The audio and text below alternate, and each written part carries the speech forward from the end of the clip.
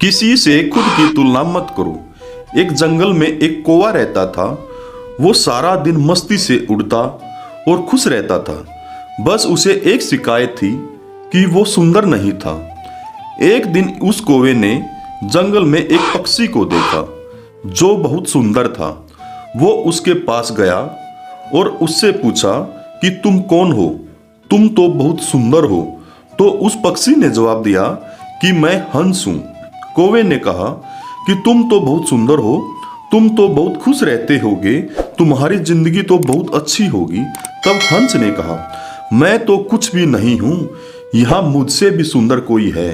तो कौवे ने उससे पूछा कि तुमसे सुंदर कौन है? हंस ने उसे तोते के पास भेज दिया।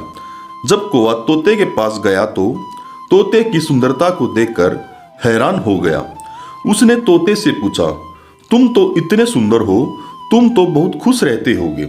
फिर तोते ने भी कहा, यहाँ मुझसे भी सुंदर कोई है।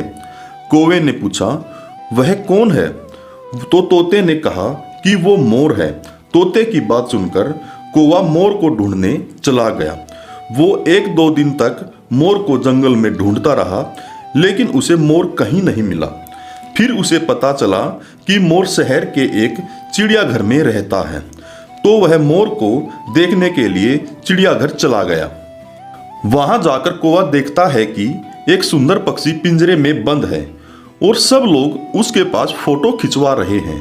वो मोर के पास जाता है और पूछता है कि तुम तो इतने सुंदर हो, तुम्हारी जिंदगी तो बहुत अच्छी होगी। यहाँ कितने सारे लोग तुम्हें देखने यहाँ आते हैं और तुम्हें आराम से यहाँ खाने को भी मिलता है। तब मोर ने कहा, यह भी कोई जिंदगी है? जिंदगी तो तुम्हारी है। जब चाहो कहीं भी उड़ जाओ और कहीं भी चले जाओ। मुझे देखो, मैं इस पिंजरे से बाहर नहीं जा सकता। मुझे अपनी सारी जिंदगी पिंजरे में गुजारनी होगी। दोस्तों, इस कहानी से आपको क्या सीख मिलती है?